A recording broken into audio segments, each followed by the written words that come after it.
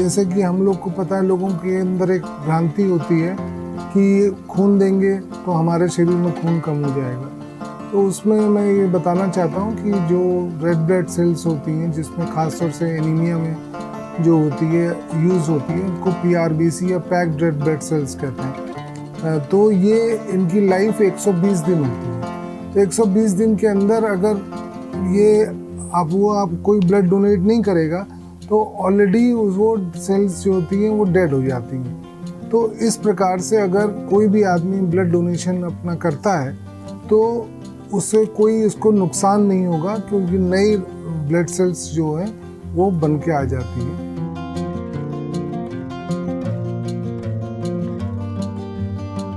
मैं तो ये संदेश देना चाहूँगा कि हर आदमी जो कि स्वस्थ हो उसको खून देना चाहिए।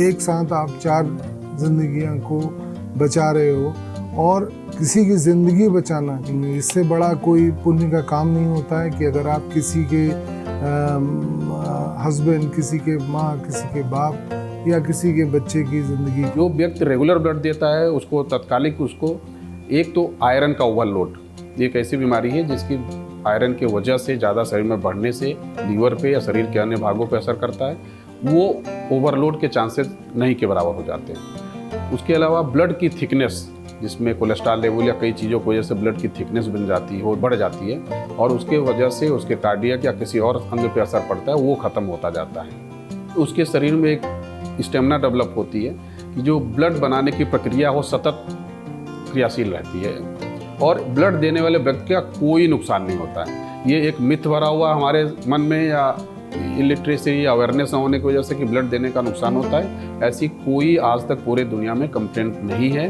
किसी भी व्यक्ति को ब्लड देने से नुकसान होता हो। उल्टा इसका फायदा ही मिलता है।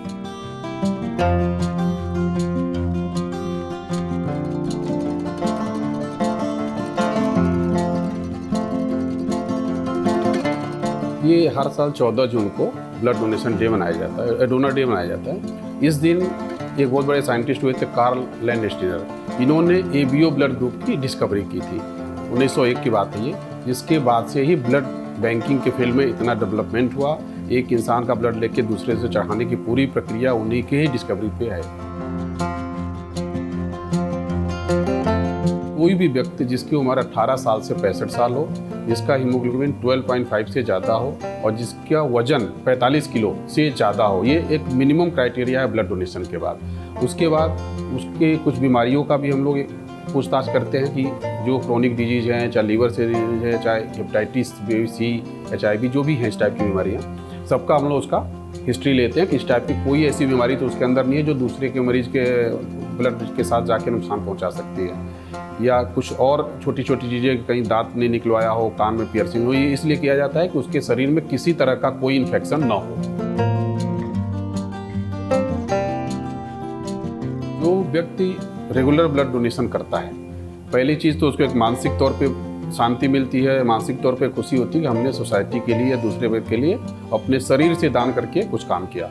दूसरी चीज़, उसकी हर बीमारियों की, जिसमें एक तो प्रारंभिक तौर पे जो ब्लड देते हैं पहले या उसके प्रोसेस में जांचें होती हैं। उसके बाद 5 बीमारियों मैंडेटरी है जो हमारी नेशनल पॉलिसी में है, hepatitis B, hepatitis C, HIV, malaria और सिफिलिस। इन 5 बीमारियों को जांच करके और कोई भी कमी आने पे उसको तत्काल सूचना दे के बुला के फिर उसके आगे